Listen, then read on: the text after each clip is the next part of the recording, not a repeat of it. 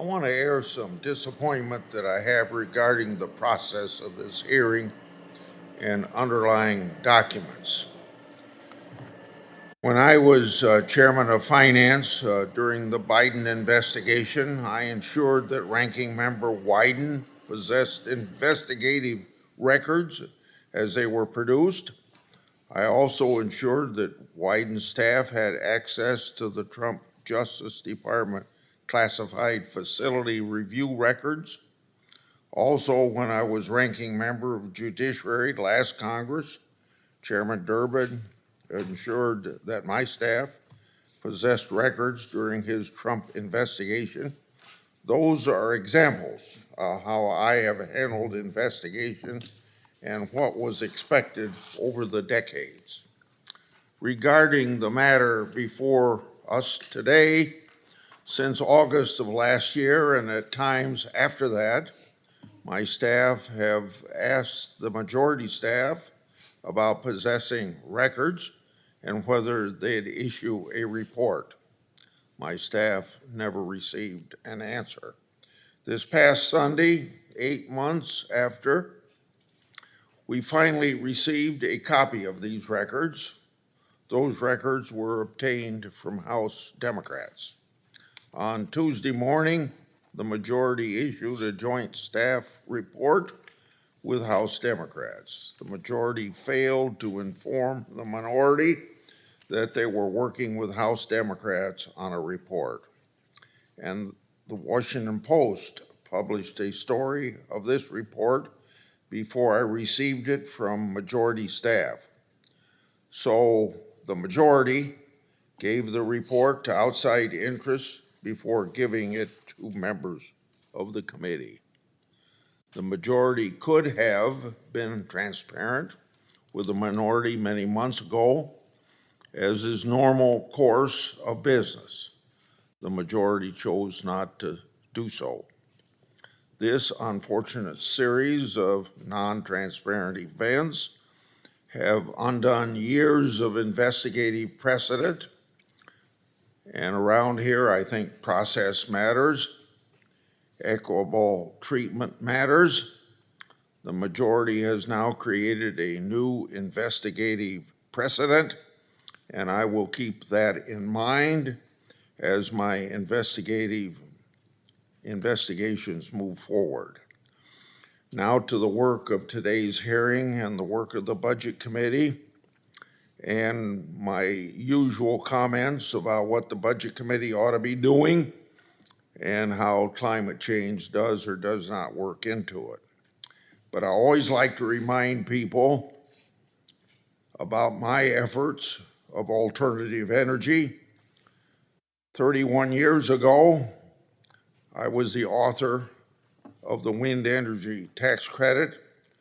So I was for a time called the father of the wind energy tax credit. I guess now I'm the grandfather of that tax credit.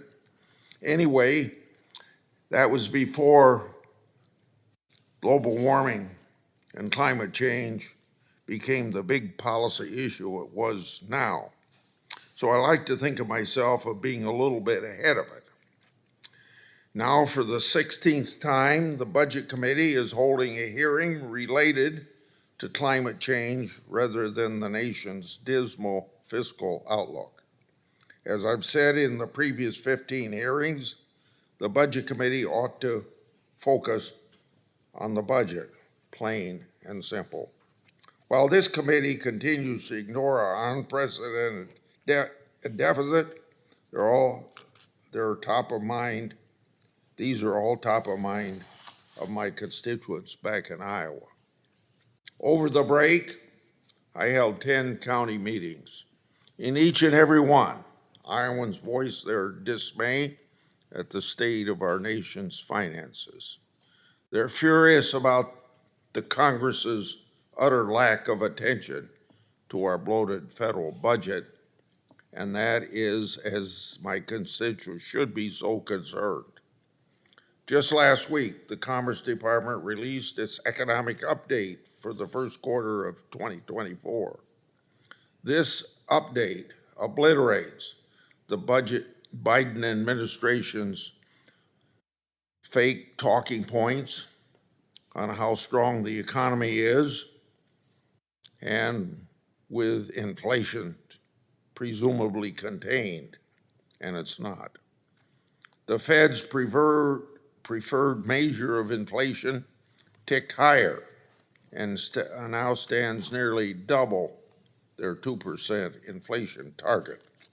At the same time, the economy grew far slower than expected, registering its weakest performance since first quarter 2022. The Fed now finds itself between a rock and a hard place.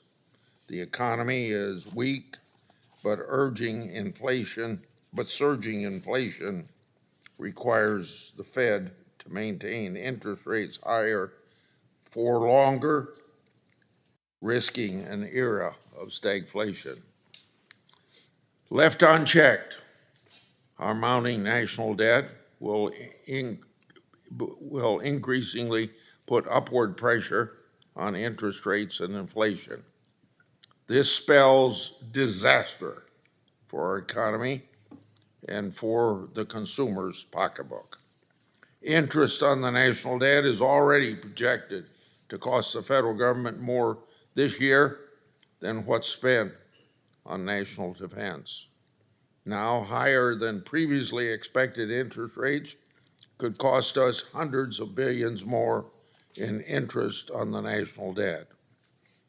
Meanwhile, hardworking Americans will find themselves priced out of the American dream of home ownership thanks to sky-high mortgage rates. At the same time, embedded inflation means that they'll find it increasingly hard to make ends meet. It's no wonder Iowans are frustrated with Washington, D.C.'s lack of attention to our nation's fiscal policy. So, yes, the Budget Committee should focus on the budget. Climate legislation isn't referred to the Budget Committee. This committee doesn't legislate climate change policy. Democrats would rather accuse oil companies of conspiracy and raise gas prices than work with Republicans to write a budget or acknowledge the unpopularity of many climate change policies. And all the EV cars sitting on dealer lots is one evidence of these policies just not moving as people here in Washington, D.C. thought they would. What's worse is they assume the American people who don't want expensive and burdensome climate regulations are too dumb to think for themselves. I can't say what the fossil fuel industry has or hasn't done, although I recently just saw it on the video given to this committee. Especially in the last 2 days, that is true that the Democrats have given me to review their thousands of pages of so-called evidence. But I have a long record of disagreeing with and tangling with big oil over various issues for 3 decades over ethanol as just one issue of alternative energy, and also disagreeing with big oil on tax policy. But it's also undeniable that the fossil fuels are critical to our energy security and the energy security of our allies, and we surely know it, how critical it is to China, because while we're cutting down on fossil fuel, they're building utility plants fired by coal quite regularly. We just appropriated $95 billion for a national security supplemental package to aid Ukraine to defend itself against Putin, also bolstering Taiwan's defenses to deter Chinese aggression, and to restock Israel's air defense capabilities. I voted for this package. Also want to congratulate you, Mr. Chairman, and Senator Risch for the inclusion of your repo for Ukrainian Act in this package. I strongly support your efforts to ensure Russian assets are repurposed for Ukrainian humanitarian assistance and reconstruction. Our nation and our allies need a stable and secure fossil fuel supply to stand up to the world's authoritarian dictators. Demonizing fossil fuels in the name of climate change won't bolster our or our allies' national security. And this committee's failure to address our dire fiscal situation certainly won't help in that regard either. This is why I've invited two international energy experts to testify on the state of global energy security. So we welcome Dr. Cohen and Mr. Ratner. I hope your testimony turns this spectacle into a learning opportunity. And I welcome all of today's witnesses, including our colleague from the House of Representatives,